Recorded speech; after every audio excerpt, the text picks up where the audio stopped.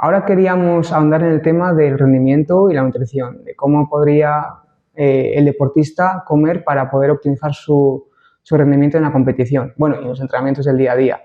Entonces, en este sentido, ¿qué alimentos podrían ser determinantes para que un deportista rindiese?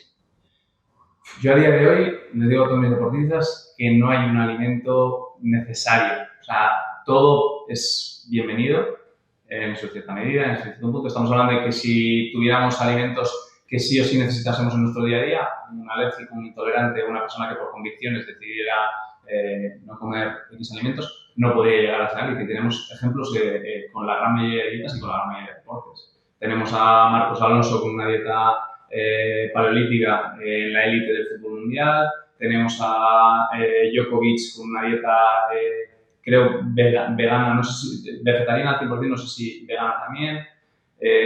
Tenemos a un gran mayoría de deportistas o muchos deportistas no consumiendo gluten o no consumiendo ciertos tipos de alimentos.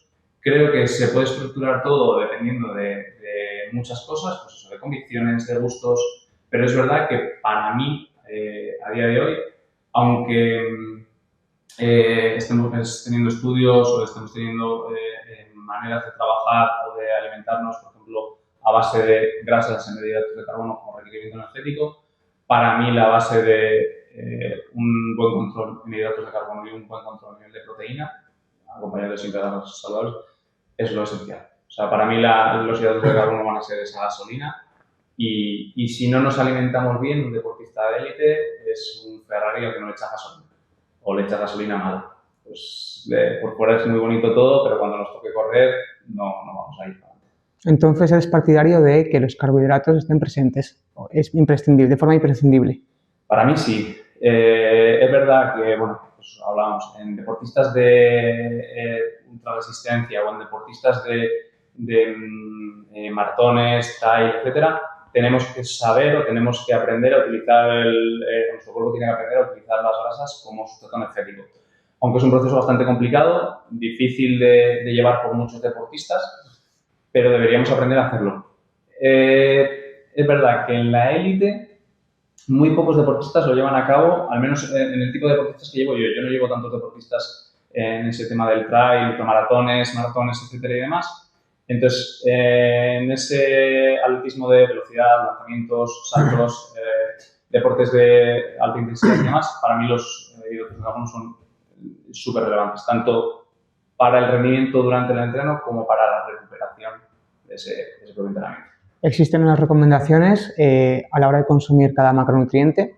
¿Tú cómo estructuras cada uno de los macronutrientes? Por ejemplo, en tema de hidratos de carbono, en los días de fuerza, nosotros a día de hoy más o menos metemos entre 3 y 4 gramos por kilo de peso. En los días de velocidad o series cortas estamos en esos 4 gramos, no nos movemos mucho de ahí, dependiendo del momento de la temporada y también de la carga de entrenamiento de esa semana, entrenamiento que vayamos a tener al día siguiente. Y en los días de series largas o rodajes y demás, llegaríamos hasta los 6, 8 gramos de hidratos de carbono por kilo de peso. Y en días de descanso, hablando de la élite, está claro en todo momento, porque estamos hablando de que esos días de descanso es un día a la semana o a lo mejor una tarde o una mañana, tenemos que incluir también los hidratos de carbono porque estamos hablando de la recuperación de los entrenos anteriores y de la carga para los posteriores, que no es lo mismo que un atleta o un deportista que no entrene todos los días de la semana, en la cual a lo mejor tiene 2 días de descanso y no tiene esa necesidad de incluir los hidratos de carbono o no incluir tantos en su comida. Tema proteína, pues bueno, los requerimientos, yo a día de hoy no harto, pero lo vemos o lo sabemos todos prácticamente porque lo vemos todos los días en redes sociales o por mil influencers o personas relacionadas con el fitness, que están en torno a 1,6, 2,2 gramos de proteína por kilo de peso al día. Entonces, más o menos esas serían las recomendaciones. Luego el resto lo cumpliríamos con esas grasas saludables, siempre pues, buscando aguacates, aceitunas, aceite de oliva, frutos secos, pescados azules y demás. Pero a grosso modo esa sería nuestra manera de estructurarlo un poco. También es verdad que va a depender mucho, y esto es a grosso modo, porque va a depender mucho dependiendo de la especialidad de la que estemos hablando dentro del deporte, incluso de diferentes deportes. No come igual un velocista que un saltador, que un fondista o que un marchador. Al final ahí tenemos que tener esas diferencias y ahí es donde también marcamos un poco el límite de esa diferencia a esa élite. A nivel de rendimiento y de energía, ¿cómo notas tú con un atleta? Vamos a poner un ejemplo. Marcos, antes de pasar por las manos de Sergio, tiene unos hábitos, tiene una manera de comer y tiene unos resultados a nivel de atletismo. Cuando tú empiezas a trabajar con él, le pautas la nutrición, trabajáis juntos, ¿cómo notas sobre todo Marcos a nivel de energía y rendimiento que el hecho de estar bien alimentado, nutrido y todo bien repartido ha mejorado? ¿Cómo lo percibe? Es lo primero que dicen todos los deportistas cuando empiezan a trabajar conmigo o cuando empiezan a trabajar en la nutrición. O al menos para mí es el foco principal, como decía antes.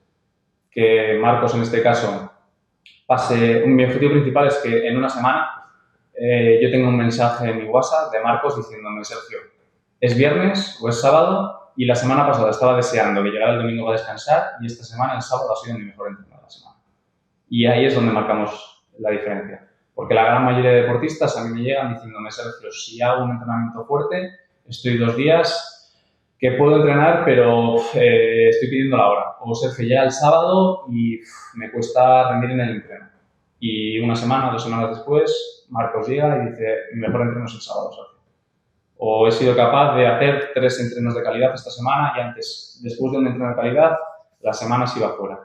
Y eso semana tras semana, mes tras mes, es donde conseguimos los mejores resultados.